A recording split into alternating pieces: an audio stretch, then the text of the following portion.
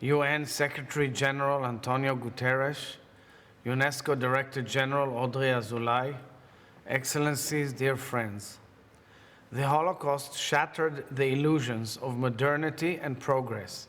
It showed that science could be used to justify the most barbaric crimes, that education could be used to teach young minds to hate, and that culture, the hallmark of humanity, could be twisted to dehumanize others.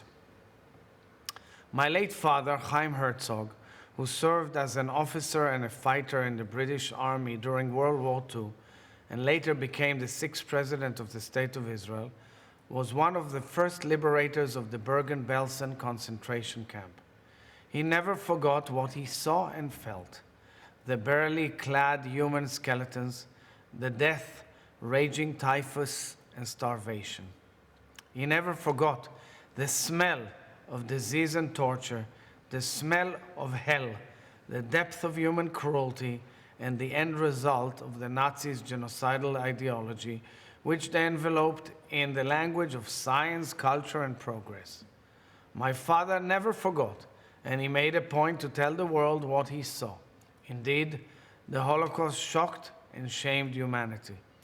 The nations of the world founded new fields of law, human rights instruments, and international institutions in order to preserve and protect the promise of never again. Amongst these institutions, they established UNESCO, dedicated to building peace in the minds of women and men. They committed to a new path, where science and technology would be used to promote cooperation and well-being, and education and culture would be used to spread tolerance and peace. Ladies and gentlemen, though a great deal has been done, it is alarmingly clear that 77 years after the liberation of Auschwitz by the Red Army, the shock is wearing off. We are seeing a surge in anti-Semitic assaults online, a normalization of anti-Semitic terminology in mainstream media, and an introduction of social media platforms refocused on Jew hatred to newer, younger audiences. The medium has changed radically, but the message is the same: age-old anti-Semitism. Friends, we are forgetting. This is dangerous because in the 21st century, the truth cannot sustain itself, and there are far too many alternative facts drowning out history. Representing the truth is therefore our responsibility. Remembering the atrocities that occurred not so long ago is our obligation.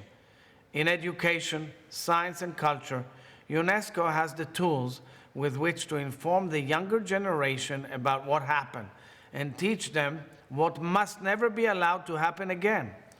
If we do not constantly strengthen our commitment to never again, our commitment will weaken and fade.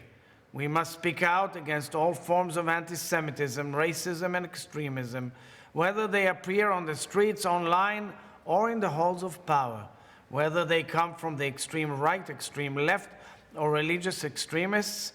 We must, all of us, be proactive in our efforts to remember, teach, and prevent. I thank UNESCO for hosting this important event, and I wish to recognize UNESCO Director General Audrey Azoulay for her strong leadership and her efforts to strengthen and focus UNESCO in the areas which motivated its establishment.